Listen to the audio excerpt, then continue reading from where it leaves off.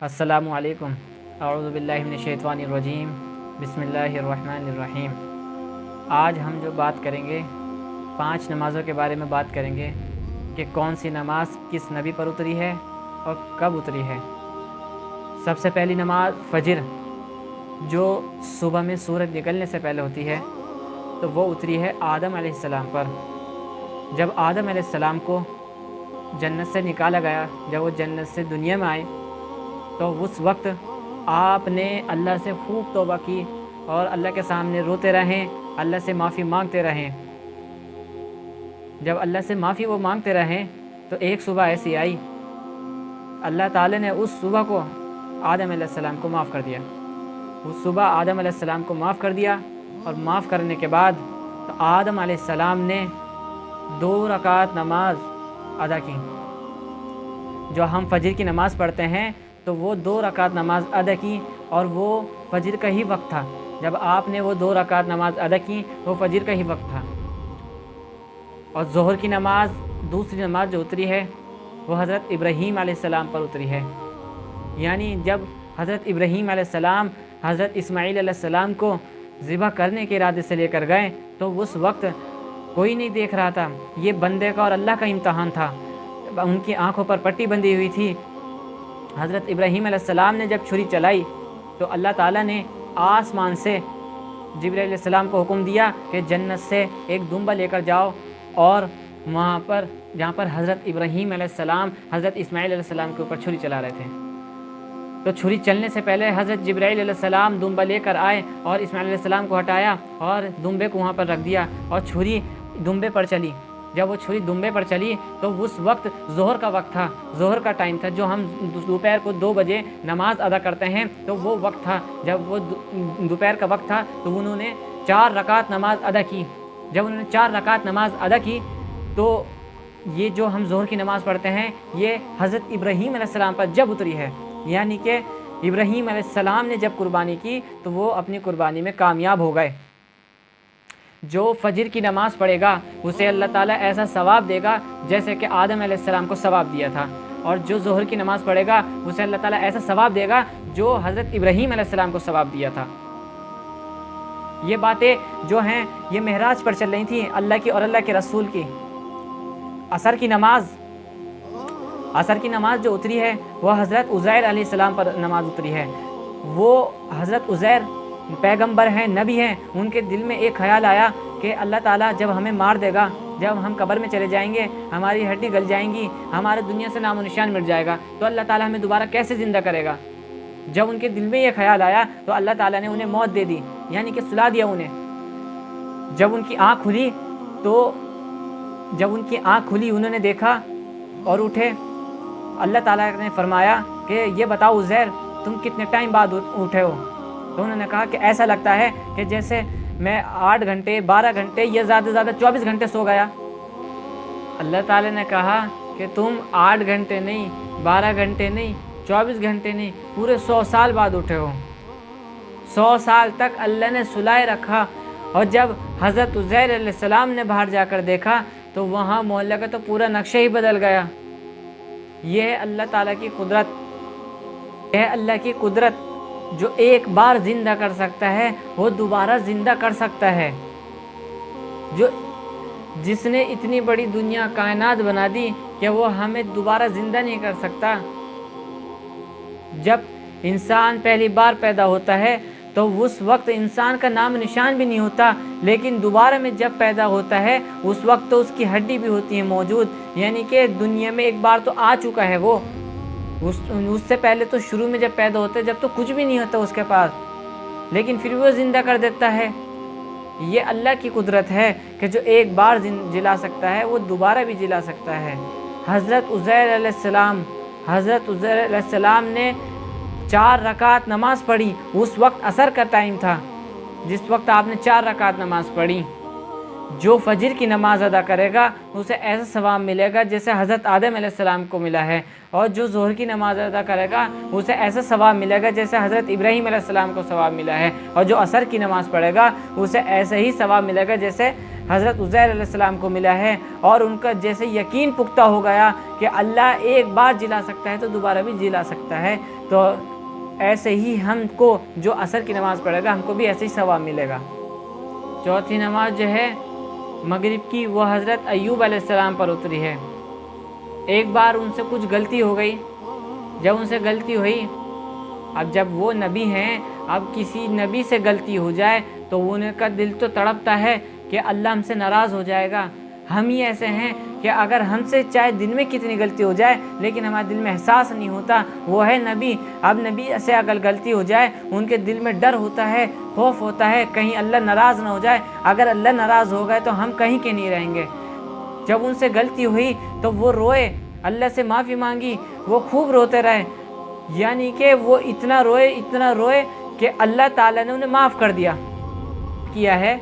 माफ़ करने के बाद उन्होंने 3 रकात नमाज अदा की, जो मगरिब का टाइम था उस वक्त उन्होंने नमाज अदा की हैं। हज़रत अय्यूब अलैहिस्सलाम ने, जो हम मगरिब के टाइम पढ़ते हैं, मगरिब की जो नमाज़ पढ़ेगा तो उसे ऐसा सवाब मिलेगा जैसा हज़रत अय्यूब अलैहिस्सलाम को सवाब मिला है। और इशा की नमाज जो है वो सल्लल्लाहु अलैहि वसल्लम पर उतरी है, और इशा की नमाज सल्लल्लाहु अलैहि वसल्लम पर उतरी है। आप सोचिए जो इशा की नमाज पढ़ेगा उसे कितना सवाब मिलेगा। सवाब तो मिलेगा क्योंकि हमें क़यामत के दिन भी हमारी सिफारिश जो कराएंगे अल्लाह के रसूल ही कराएंगे। जब हम इशा की नमाज़ पढ़ेंगे जब तो अल्लाह के रसूल हमारी सिफारिश कराएंगे।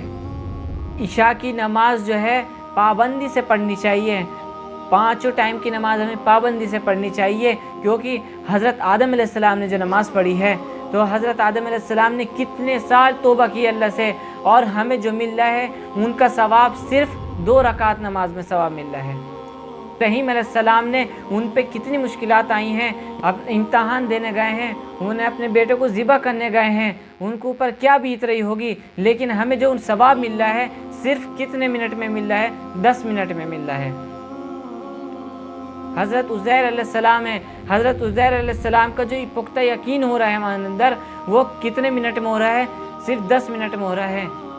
हज़रत अय्यूब अलैहिस्सलाम का जो सवाब मिल रहा है हमें कैसा सवाब मिल रहा है, सिर्फ 3 रकात में हमें सवाब मिल जाएगा। और इशा की जो रकात नमाज़ पढ़ेगा, इशा की नमाज़ थोड़ी लंबी हो, अगर हम इशा की नमाज़ पढ़ेंगे तो वो अल्लाह के रसूल हमारी सिफारिश करा देंगे। अब सोचो क्या हमें 10 मिनट में 15 मिनट में हमें इतने बड़े बड़े सवाब मिल रहे हैं, क्या हमें इनको गंवाना चाहिए, इन पे अमल करना चाहिए। इशा की नमाज लंबी होती है, सबसे ज़्यादा इशा की नमाज लोग बाग छोड़ते हैं। इशा की नमाज लंबी होती है, शैतान भी ये चाहता है कि ये नमाज ना पढ़े, क्योंकि ये अल्लाह के रसूल पर नमाज है। अगर इन्होंने ये नमाज़ पढ़ ली तो क़यामत के दिन अल्लाह के रसूल इनकी सिफारिश कराएंगे और ये बख्शे जाएंगे। जो मैंने इनके लिए दुनिया में जाल बिछाया है, जो इन्हें बहकाता हूँ, इन्हें भटकाता हूँ, इनको गुमराह करता हूँ, वो सारा मेरा मेहनत जो है वो सारी नाश चली जाएगी। शैतान इसलिए ही चाहता है कि इशा की नमाज़ बंदा ना पढ़े। इशा की नमाज ऐसी है कि इशा की नमाज में लड़के बाहर सड़कों पर बैठे रहते हैं, इशा की नमाज़ छोड़ देते हैं। घर में औरतें टीवी में इसमें इशा की नमाज़ छोड़ देती हैं। उसमें कुछ बच्चे भी ऐसे हैं कि इशा की नमाज़ छोड़ देते हैं। फजर की नमाज जो गोल होती है, फजर की नमाज जो बंदा नहीं पढ़ता वो नींद में गफलत में हो जाती है। और ज़ोहर की नमाज जो है वो कारोबार की वजह से कारोबार नहीं छोड़ते, चाहे उसमें लड़की हो चाहे लड़का हो, कारोबार नहीं छोड़ना चाहते, चाहे हमारी भले से नमाज छूट जाए। हालांकि कारोबार से बड़ी चीज़ जो है वो नमाज है। नमाज की बदौलत ही हमें ये चीज़ मिल रही है। जब हम नमाज पढ़ेंगे हमारा दिल भी साफ़ होएगा, कारोबार में बरकत होएगी। फिर हमारे कारोबार में बरकत नहीं होती। हमें दिमाग पे ज़ोर डालना चाहिए। और असर की नमाज जो है वो सुस्ती में जाती है। कोई इंसान घर पर सो रहा है और कोई कहीं बैठा है, कोई कहीं गया है, सुस्ती में वो नमाज़ छोड़ देते हैं, की नमाज को छोड़ देते हैं। हम मगरिब की नमाज तो फजर की नमाज तो ये छोटी छोटी हैं, और इशा की नमाज वो हम कोई अपने घरों के बाहर बैठ जाता है, कोई घूमने के लिए निकल जाता है, और कोई औरतें अपने घर में टीवी देखती हैं, कोई मोबाइल में निकाल देते हैं। नमाज को आम समझ रखा है हमने। अगर हमारे पास टाइम भी है, वक्त भी है, नमाज छोड़ देते हैं। कहीं जाना होगा हमें, नमाज छोड़ देते हैं। اگر شادی میں جانا ہے تو نماز چھوڑ دیتے ہیں۔ ہم کہیں پر بھی جائیں، شادی میں جائیں، سفر میں جائیں، ہم کسی کے گھر پر جائیں تو ہمارے لیے ہر جگہ نماز فرض ہے، ہمیں ہر جگہ نماز پڑھنی چاہیے، کیونکہ جس کی عبادت ہم کرتے ہیں وہ ہر جگہ موجود ہے، ہر جگہ دیکھتا ہے، چاہے ہم کہیں پر بھی چلے جائیں۔ ہم نے بھی پہلے ویڈیو میں یہی بتایا تھا کہ جو نماز نہیں پڑھتا آخرت کے دن اللہ تعالیٰ جب سجدہ کا حکم دے گا تو اس بندے سے سجدہ نہیں ہوگا۔ تو اس لیے بار بار یہی بتایا جاتا ہے کہ نماز پڑھو، نماز پڑھو۔ اور اتنا اب سوچئے، اگر کوئی انسان کسی کے گھر پر شادی کا کارڈ دینا آتا ہے یا کسی چیز کا انویٹیشن دینا آتا ہے تو اس وقت تو انسان کتنا خوش ہوتا ہے کہ بندہ میرے گھر پر آیا، اور جاتے بھی ہیں شادی میں، یا شادی ہو یا کوئی بھی چیز ہو انسان جاتا بھی ہے۔ لیکن اب 5 وقت دن میں اذان کی آواز آتی ہے، خود اللہ بلاتا ہے، حی علی الصلاح حی علی الفلاح، آؤ نماز کی طرف، آؤ کامیابی کی طرف۔ اب سوچیے اتنا بڑا بادشاہ اپنے گھر پر بلا رہا ہے تو ہمیں جانا نہیں چاہیے؟ اگر ہمارے گھر میں کسی کا شادی کا کارڈ آیا، اگر ہم وہاں نہیں جاتے تو انسان ناراض ہو جاتا ہے کہ تم ہمارے یہاں شادی میں نہیں آئے تھے۔ اب سوچو، جو ہمیں 5 وقت نماز کے لیے بلا رہا ہے، جو ہمیں دعوت دے رہا ہے، اگر اس کا بلاوا آ رہا ہے، اگر ہم نہیں جائیں گے تو وہ ناراض نہیں ہوگا؟ اور اس کی ناراضگی تو ایسی ہے، اگر اللہ سے ناراض ہو جائے بندوں سے تو انسان کہیں نہیں بچ سکتا۔ تو ہمیں اس کے غضب سے بچنا چاہیے، اور اس کا غضب کیسے ٹھنڈا ہوئے گا؟ جب ہم نماز پڑھیں گے، اللہ کو یاد کریں گے۔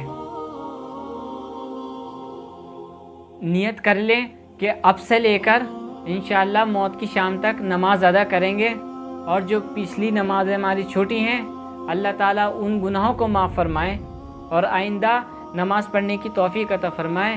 ہمارے لیے بھی دعا کریں۔ السلام علیکم۔